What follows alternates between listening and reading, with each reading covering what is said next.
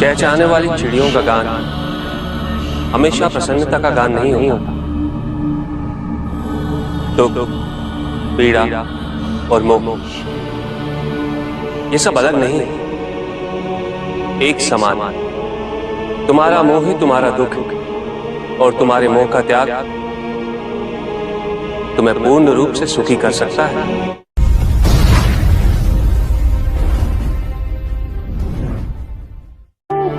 पूजित का साक्षात सामने होना मन को भटकने नहीं देता, किंतु जो सच्चे भक्त हैं भगवान तो उनके मन में, उनके हृदय में निवास करते हैं। जिनके हृदय में श्रद्धा है उनके लिए पूजा करने हेतु अपने आराध्य का साक्षात सामने होना अनिवार्य नहीं।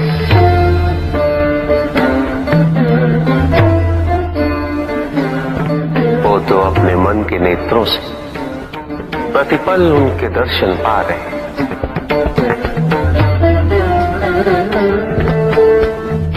उनकी प्रत्येक अनुभूति में भगवान है।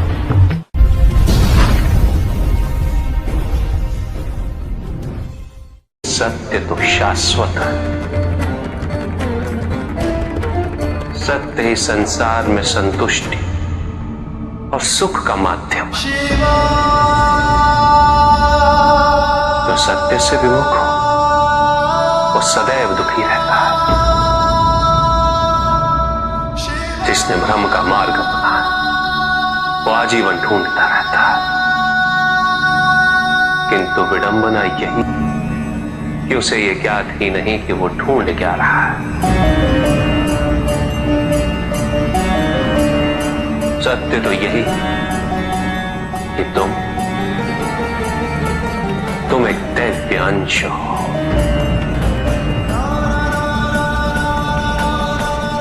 जन्मोपरांत तुम सबने अपने आप को केवल मनुष्य मान लिया और यही विस्मरण तुम्हारे कष्टों का कारण है। तुमने अपने शरीर को ही सत्य माना। लोभ, भय, शंका, असुरक्षा, छल इन सब को अपने जीवन का आधार बना लिया।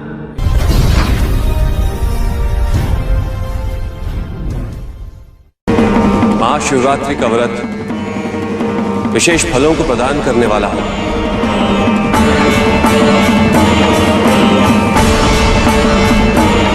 इस व्रत को रखने से पुरुषों की सारी मनोकामनाएं पूरी हुई।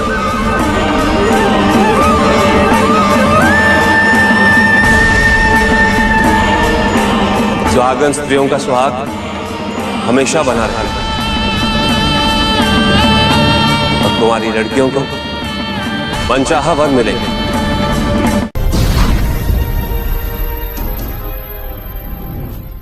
पुत्र और पुत्री में भेद करना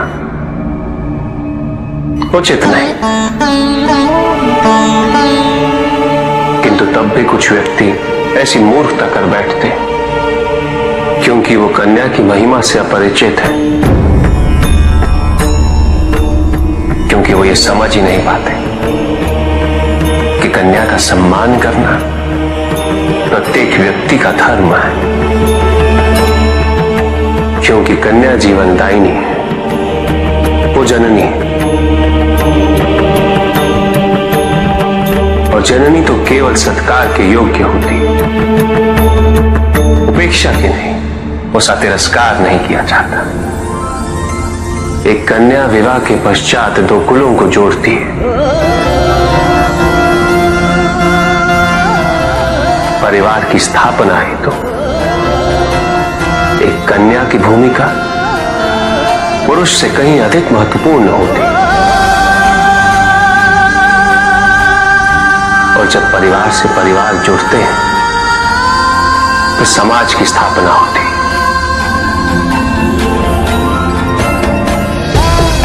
पुत्री को परिवार में, समाज में वही स्थान मिलना चाहिए वही अधिकार प्राप्त होना चाहिए जो एक पुत्र को प्राप्त होते हैं। चंद्रमा उसी जल में प्रतिबिंबित होता है जो जल शांत स्थिर। यही तो समस्या होती है मन की।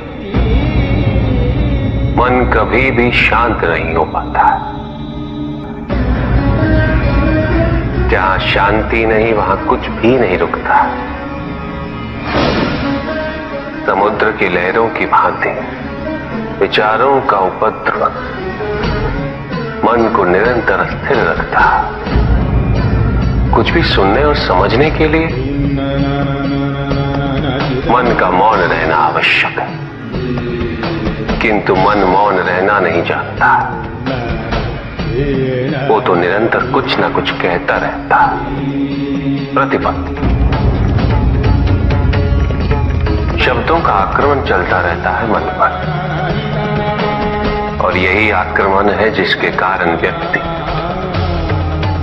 कभी भी शब्दों के परे नहीं जा पाता। जहां जीवन की सत्यता का बोध उसकी प्रतीक्षा कर रहा होता।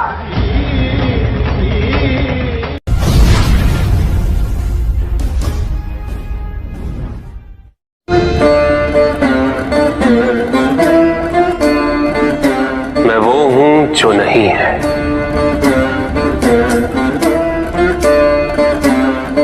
जो नहीं है वो मैं हूं।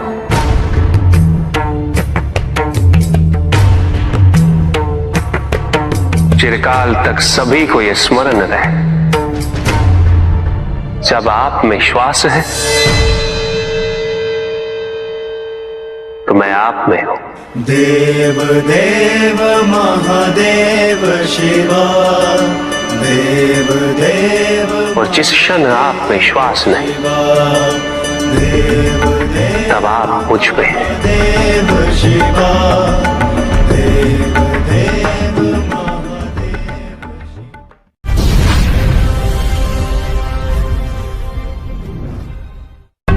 सत्य को जानने के लिए वन में जाना अनिवार्य नहीं है।